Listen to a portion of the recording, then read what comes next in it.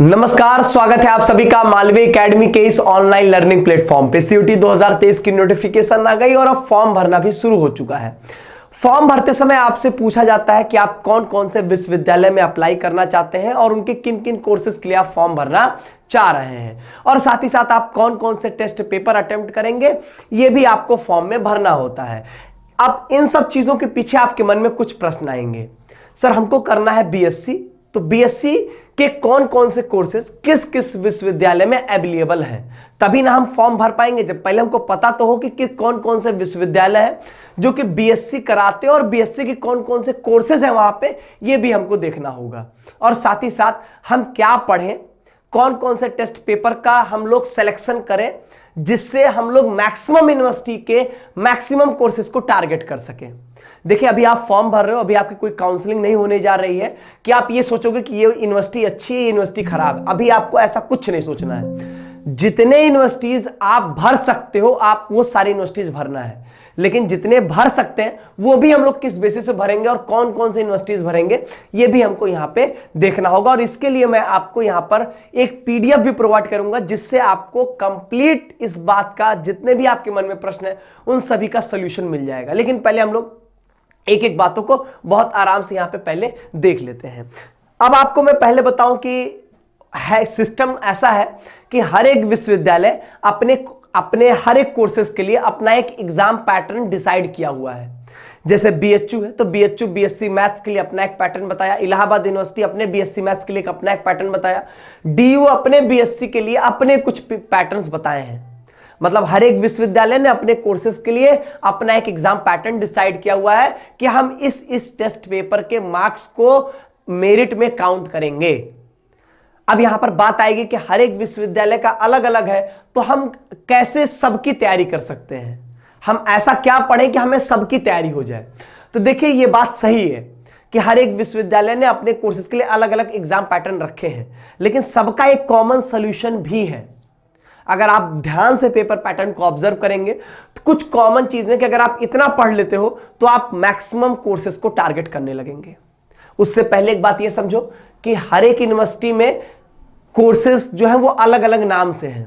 अब एग्जांपल के तौर पे अगर आप बीएचयू में आओगे तो बीएचयू में मैथ, अब देखो, अगर आप बीएससी करना चाहते हो, आप साइंस बैकग्राउंड से हो, तो आप मैथ्स ग्रुप से हो सकते हैं, बायोलॉजी ग्रुप से हो सकते हैं, एग्रीकल्चर ग्रुप से हो सकते हैं। सपोज करिए आप मैथ्स ग्रुप के स्टूडेंट हैं, बीएचयू में आएंगे तो यहां पर बीएससी का नाम होगा बीएससी ऑनर्स मैथ्स ग्रुप। अब यहां पर बीएससी ऑनर्स मैथ्स में ही आपको सारे ऑनर्स, चाहे वो स्टैट्स हो, कंप्यूटर साइंस हो, जियोलॉजी हो, जियोग्राफी हो, मतलब सारे ऑनर्स जो है वो इसी बीएससी ऑनर्स मैथ्स के अंदर मिलेंगे। Physics honours, chemistry honours, maths honours, सारे ऑनर्स। लेकिन नाम क्या रखा जाता है? BSc honours maths group. यही डीयू में जाएंगे, डीयू में हर एक ऑनर्स के नाम पे अलग कोर्स है। बीएससी ऑनर्स केमिस्ट्री अलग है, बीएससी ऑनर्स फिजिक्स अलग है, बीएससी ऑनर्स स्टैट्स अलग है। हर एक ऑनर्स के नाम पे कोर्सेज अलग अलग है। अब वहीं जाओगे इलाहाबाद यूनिवर्सिटी के पास, तो इलाहाबाद यूनिवर्सिटी कहती है बीएससी मैथ्स, बस सिंपल बोल देगी, उसी के अंदर उसके सारे सब्जेक्ट्स इंक्लूडेड होते हैं। तो वही मैं आपको बताना चाह रहा हूं कि हर एक यूनिवर्सिटी के अलग अलग कोर्सेज के नाम है। उसके लिए परेशान नहीं होना है कि आपको ये नहीं सोचना कि ये कोर्सेज के नाम हमको कैसे पता चलेंगे, आपको सब पता होगा। अभी आपको एक पीडीएफ में दूंगा, उसके थ्रू आपको सब कुछ पता चल जाएगा। लेकिन पहले हम लोग यहां पर क्या करने वाले हैं, कुछ हमारे पास यहां पर देखिए, आपके मन में कुछ प्रश्न होंगे। इन सभी प्रश्नों का जवाब आज इसे आपको वीडियो में मिलेगा। किस किस विश्वविद्यालय में बीएससी के कौन कौन से कोर्सेज हैं, किस विश्वविद्यालय का चयन हम कैसे करें और इनका बेसिस क्या होना चाहिए, और साथ ही साथ हम अपने टेस्ट पेपर का सिलेक्शन क्या करें, मतलब हमको क्या क्या पढ़ना होगा जिससे हम मैक्सिमम यूनिवर्सिटीज को कवर कर सकें। इसमें मैं बेसिकली बात करूंगा मैथ्स ग्रुप और बायोलॉजी ग्रुप वाले बच्चों के लिए। एग्रीकल्चर, मतलब बीएससी एग्रीकल्चर जो करना चाहते होंगे उनके लिए मैं एक सेपरेट वीडियो दूंगा, उसके थ्रू आप चीजों को कवर कर लेंगे। एक बात मैं और बताऊं, जरूरी नहीं है कि आप अगर साइंस बैकग्राउंड से हो तो आपके लिए सिर्फ बीएससी ही ऑप्शन है। अगर आप साइंस बैकग्राउंड से हो तो आपके पास ऑप्शन जो है वो बीटेक का, बी फार्मा के, इन सब के भी ऑप्शंस आपको मिलेंगे, और वो भी आपके पीडीएफ में इंक्लूडेड होगा, उनकी भी बात करूंगा। हाँ, सेपरेट बात भी मैं करूंगा कि आप जैसे बीटेक कहां कहां अवेलेबल है, आपको कैसे अप्लाई करना, उसकी भी चर्चाएं मैं करूंगा। उसके लिए परेशान नहीं होना है।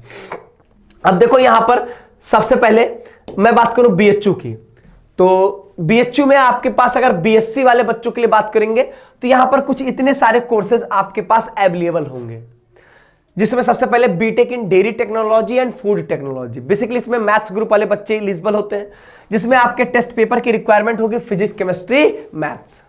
अच्छा, मैथ्स वाले बच्चों के लिए एक और है यहां पे बीएससी ऑनर्स मैथ्स ग्रुप, जो कि यहां पे फिजिक्स, केमिस्ट्री, मैथ्स का पेपर यहां पर भी पूछेगा। बायोलॉजी वाले के लिए क्या क्या है, एक तो यहां पर बीएससी ऑनर्स बायोलॉजी ग्रुप, जिसमें फिजिक्स, केमिस्ट्री और बायोलॉजी का टेस्ट पेपर आपको देना होगा। बीएससी ऑनर्स एग्रीकल्चर, एग्रीकल्चर में आपके मैथ्स, बायो और एग्रीकल्चर तीनों बच्चे जो होंगे वो एलिजिबल होंगे, और आपको इन तीन कॉम्बिनेशन में से किसी एक कॉम्बिनेशन के पेपर को अटेम्प्ट करना होगा। चाहो तो आप पीसीएम अटेम्प्ट करो, चाहे पीसीबी करो, और चाहे एबीसी करो। लेकिन यहां पर मैंने एक वर्ड लिखा है कंट्रोवर्सी। क्या कंट्रोवर्सी है इसके पीछे? कोई कंट्रोवर्सी है यहां पे? बिल्कुल है। आज ये वीडियो जो है वो 11 फरवरी को रिकॉर्ड हो रहा है, तो 11 फरवरी को अगर हम देखेंगे, अगर हम बीएचयू में बीएससी एग्रीकल्चर की एलिजिबिलिटी या इनके पेपर पैटर्न को चेक करने जाएंगे, तो वहां पर उन्होंने मेंशन किया है कि या तो आप पीसीएम अटेम्प्ट करोगे, या तो पीसीबी, या तो पीसीए, मतलब फिजिक्स, केमिस्ट्री, एग्रीकल्चर। और जबकि पिछली बार क्या था कि बायोलॉजी, केमिस्ट्री और एग्रीकल्चर का ऑप्शन था। फिर यहां पर बात आ गई क्यों कंट्रोवर्सी है। कंट्रोवर्सी इसलिए है क्योंकि पिछली बार भी इन्होंने यही दिया था कि आप physics, chemistry, math, physics, chemistry, biology या फिजिक्स, केमिस्ट्री, एग्रीकल्चर, इन तीन में से किसी एक कॉम्बिनेशन में पेपर देंगे। लेकिन कुछ दिन बाद उसमें करेक्शन किया गया था, और करेक्शन करके ये चेंज कर दिया गया कि आप या तो पीसीएम, या तो पीसीबी, या तो एबीसी ग्रुप अटेम्प्ट करेंगे। और एग्रीकल्चर वाले बच्चों के लिए बहुत मैंडेटरी हो जाता है कि ये वाला कॉम्बिनेशन आपके पास जरूर अवेलेबल हो। अगर ये वाला कॉम्बिनेशन आपके पास अवेलेबल नहीं होगा एग्रीकल्चर वाले बच्चों के लिए, तो एग्रीकल्चर वाले बच्चों के लिए फिजिक्स का पेपर देना पॉसिबल नहीं हो पाता है। ठीक है, तो मेरे हिसाब से कुछ टेक्निकल इश्यूज होंगे, मे बी वो शायद कुछ दिनों में जो है वो करेक्ट हो जाए, और इसीलिए एग्रीकल्चर वाले बच्चे भी रुके रहेंगे फॉर्म भरने के लिए। इसके आगे अगर मैं यहां पर बात करूं दिल्ली यूनिवर्सिटी की, अब दिल्ली यूनिवर्सिटी में क्या है कि हर एक ऑनर्स के नाम से अलग अलग कोर्सेज हैं यहां पे। ठीक है, तो पहले इनके देख लो कितने सारे कोर्सेज हैं, कई सारे कोर्सेज यहां पर आपको मिल जाएंगे। ठीक है, mathematics, mathematical science, biological science, botany, इसमें मैथ्स ग्रुप और बायोलॉजी ग्रुप दोनों को मैंने कंबाइंड रूप से लिख दिया है, और वो आपको पता चल जाएगा कौन से मैथ्स ग्रुप के लिए, कौन से बायोलॉजी ग्रुप के लिए है, क्योंकि बहुत क्लियरली सब्जेक्ट मेंशन्ड होंगे। अगर ऐसा कहीं मेंशन्ड है जहां पे लिखा है फिजिक्स, केमिस्ट्री, मैथमेटिक्स या बायोलॉजी, तो यहां पर बहुत सिंपल सी बात है कि यहां पे मैथ्स वाले भी एलिजिबल हैं और बायोलॉजी वाले भी एलिजिबल हैं। अच्छा, एक चीज और सुनिएगा, अगर आप यहां पे डीयू में देखेंगे, तो मैं अभी डीयू का कॉमन सॉल्यूशन बताने वाला हूं, क्योंकि हर एक को पढ़ोगे तो बहुत समय लगेगा। अगर यहां पर इनके कॉमन एक हम बात करें, तो इनमें सब में एक लिखा होगा एनी वन लैंग्वेज। ये देखो यहां पे हर जगह लिखा होगा एनी वन लैंग्वेज। डीयू ये कहता है कि आपको लैंग्वेज के टेस्ट पेपर में अटेम्प्ट होना है, उसमें अपीयर होके आपको 30% मार्क्स सिक्योर करना है। इसकी मेरिट नहीं काउंट होने वाली है, मतलब आपकी जो मेरिट बनेगी वो आपकी इसी फिजिक्स, केमिस्ट्री, मैथ से ही बनेगी।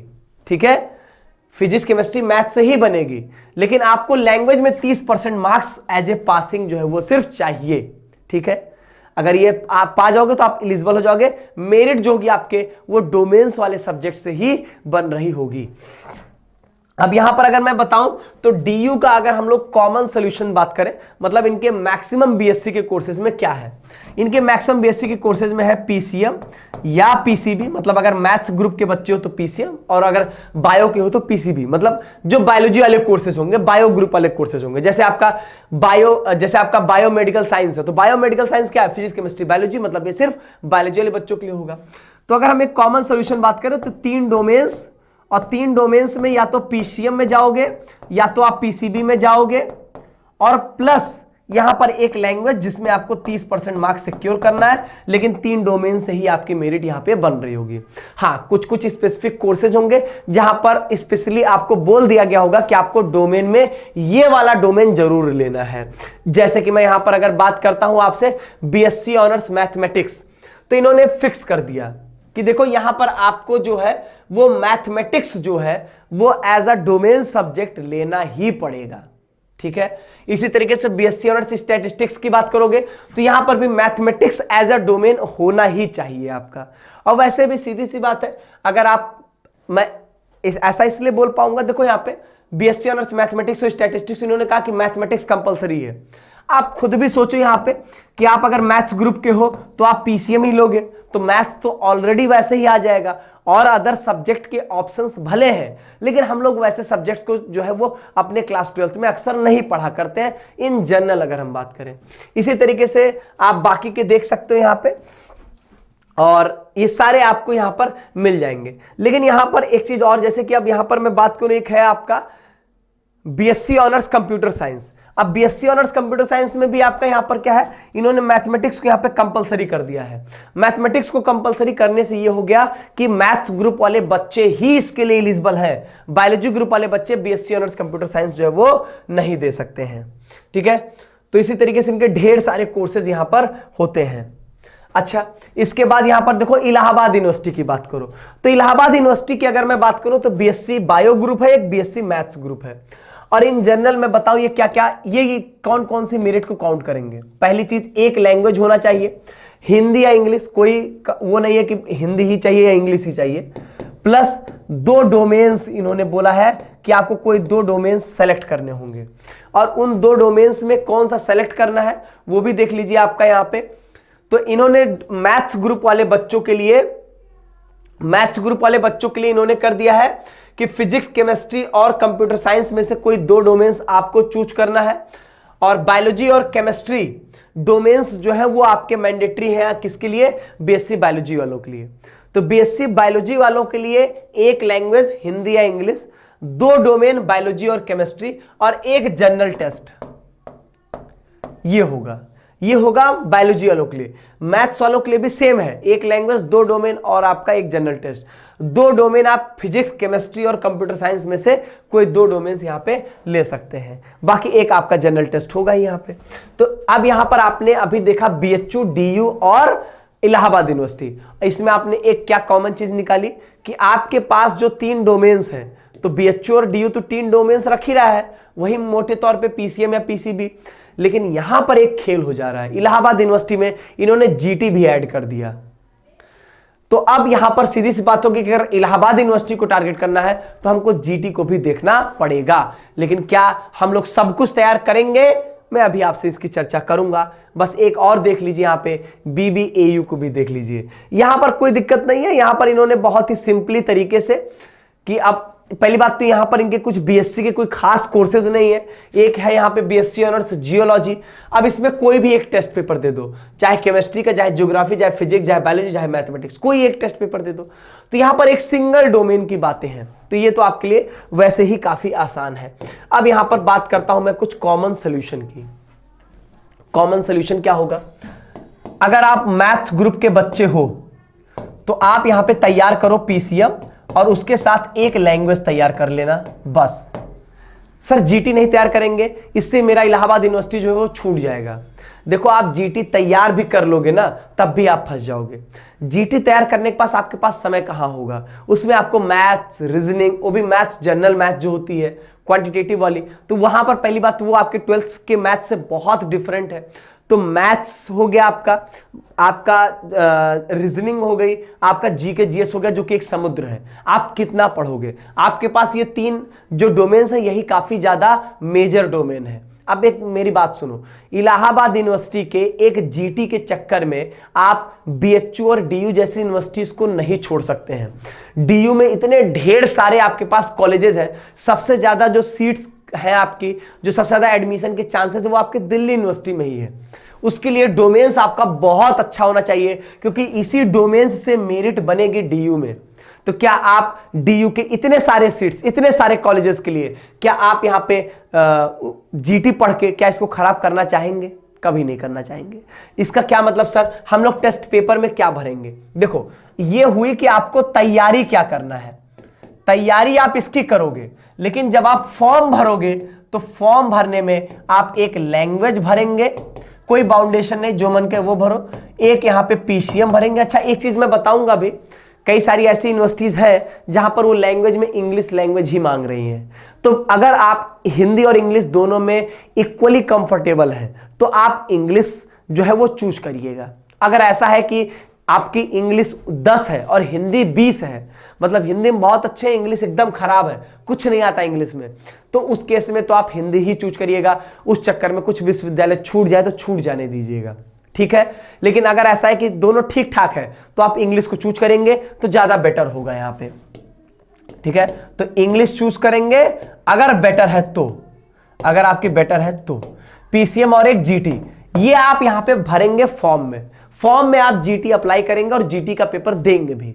जितना आपसे मैथ, रीजनिंग, जीके हो पाएगा वो उसी पेपर के दौरान हम देख लेंगे, तैयारी इसकी नहीं करेंगे, ये आपके तैयारी में नहीं आएगा, इस चीज का ध्यान दीजिएगा। सेम अगर मैं बात करूंगा बायोलॉजी वालों के लिए तो इनको तैयारी जो है वो पीसीबी और यहां पर एक लैंग्वेज की तैयारी करनी है, और लेकिन फॉर्म में जो है वो 3 डोमेन, मतलब फॉर्म में जो है आप यहां पे एक लैंग्वेज भरेंगे, पीसीबी भरेंगे और यहां पर जीटी भी भरेंगे, लेकिन तैयारी एक लैंग्वेज और पीसीबी की यहां पे आप कर रहे होंगे।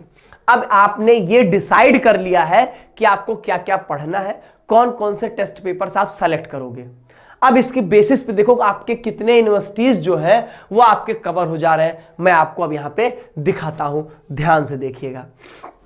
आ जाते हैं हम लोग पीडीएफ में, जो पीडीएफ आपको डिस्क्रिप्शन बॉक्स में दिया जा रहा है। ये पीडीएफ आपके लिए कितना महत्वपूर्ण है वो ध्यान दीजिएगा। अब यहां पर आपको ये ध्यान ही नहीं देना है कि कौन सी यूनिवर्सिटी है, कौन सी यूनिवर्सिटी से आपको नहीं मतलब है। आपको क्या मतलब है, आपको इतना पता है कि इतनी चीजें आपको एकदम 110% क्लियर है कि मैं तैयारी करूंगा पीसीएम, एक लैंग्वेज और मतलब एक लैंग्वेज और पीसीएम की तैयारी करूंगा, लेकिन फॉर्म में मेरे जीटी, एक लैंग्वेज और पीसीएम होगा।